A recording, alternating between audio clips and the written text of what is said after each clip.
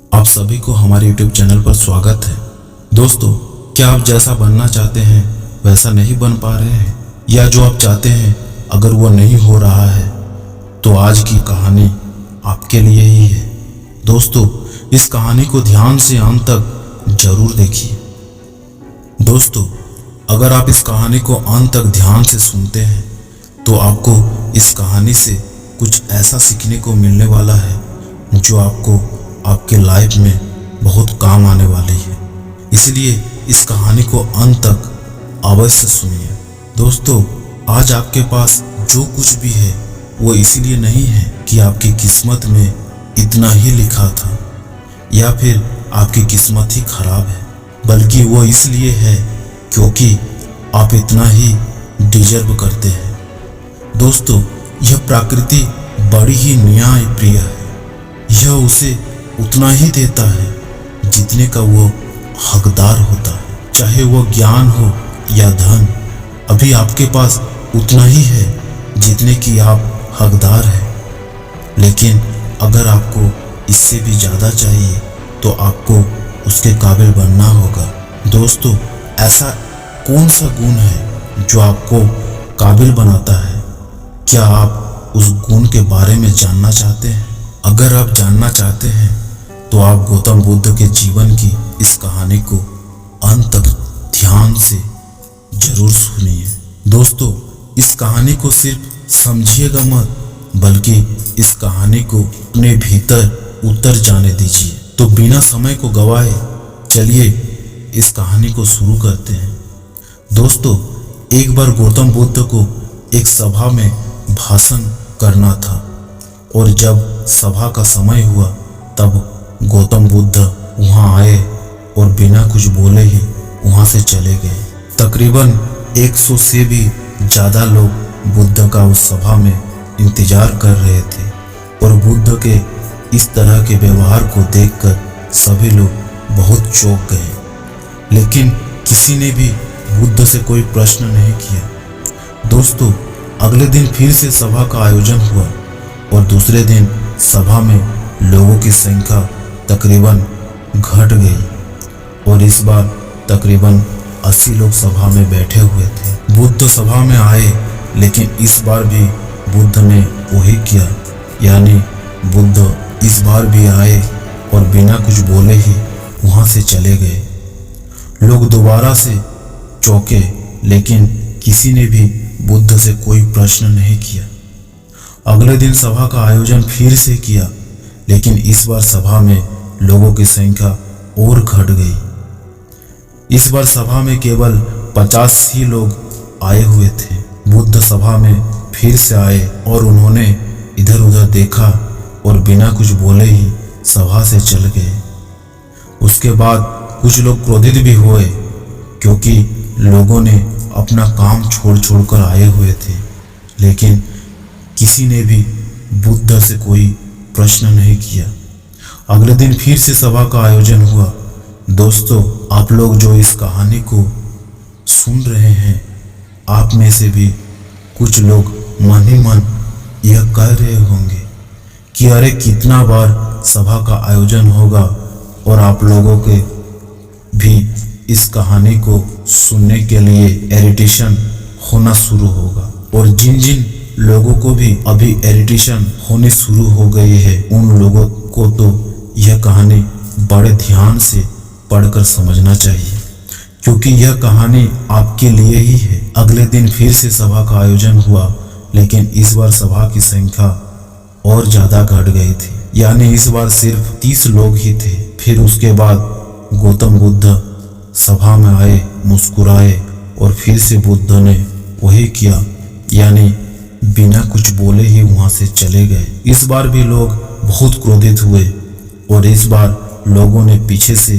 कुछ कहा भी और बड़बड़ाए भी, लेकिन बुद्ध ने उनके किसी प्रश्न का भी उत्तर नहीं दिया।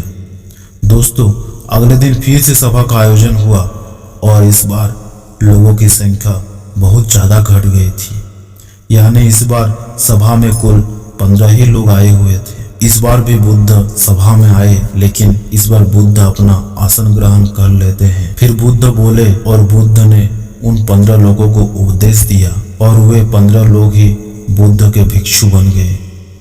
और आगे चलकर उन 15 लोगों ने ही बुद्ध के ज्ञान को अलग अलग दिशाओं में फैला दिए। फिर एक दिन बुद्ध से किसी ने पूछा कि बुद्ध, आप कई दिनों तक बिना बोले ही सभा से क्यों चले जाते थे? फिर बुद्ध कहते हैं कि मैं उन लोगों को खोज रहा था जो लायक थे, यानी कि पहले दिन 100 से भी ज्यादा लोग आए हुए थे। उसमें से ज्यादातर लोग सिर्फ आए हुए थे, उन्हें मेरे उपदेश से कोई भी मतलब नहीं था, वे बस आ गए थे। और उसमें से ज्यादातर लोग सिर्फ देखने और सुनने के लिए आए हुए थे कि सभा में क्या होता है।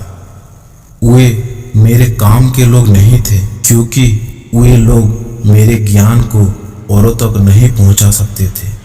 मुझे तो उन लोगों की खोज थी जो मेरे ज्ञान को जन जन तक पहुंचा सके। कई दिनों तक सभा से बिना बोले ही मैं इसलिए चला गया क्योंकि मैं यह देखना चाहता था कि वे कौन लोग हैं जिनके भीतर वास्तव में प्यास है। जिन लोगों के भीतर मैं वास्तव में प्यास थी, वे लोग अंत तक जरूर रुके। और जो लोग बस ऐसे ही आ गए थे, वे लोग पहले या दूसरे दिन ही चले गए।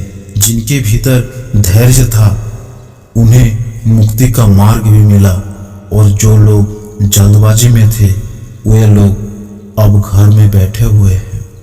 सवाल यह नहीं है कि तुम्हें क्या दे सकता है, बल्कि सवाल यह है कि तुम क्या ले सकते हो। तुम्हारा पात्र कितना बड़ा है और कितने तुम हकदार हो।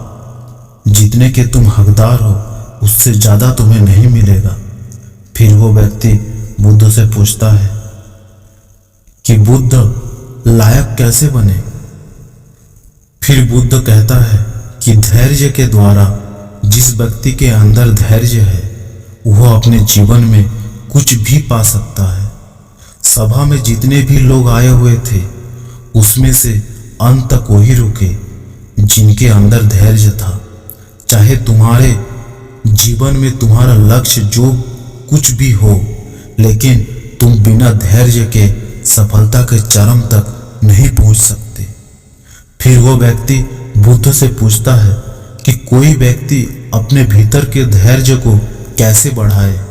बुद्ध कहते हैं कि निरंतर अभ्यास के द्वारा हम अपने भीतर के धैर्य को बढ़ा सकते हैं। जैसे कोई व्यक्ति जब ध्यान करना शुरू कर देता है तो उसका मन उसके सामने कई सारे अड़चने लाता है, लेकिन उसका धैर्य उसे एक दिन उसके लक्ष्य तक जरूर पहुंचा देता है।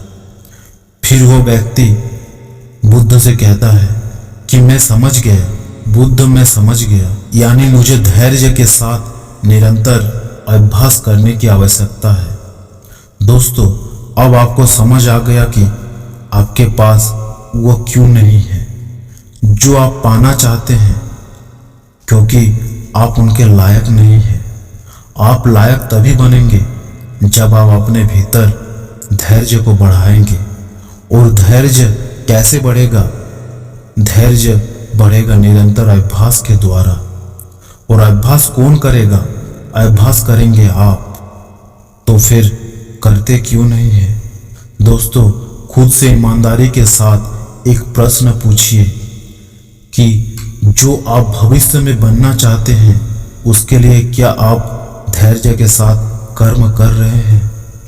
दोस्तों, अगर उसका उत्तर नहीं है तो अपनी असफलता के लिए जिम्मेदार आप खुद होंगे। दोस्तों, आज की यह गौतम बुद्ध की कहानी आपको कैसी पसंद आई? दोस्तों, अगर उसका उत्तर नहीं है तो आप अपनी असफलता के लिए जिम्मेदार खुद होंगे।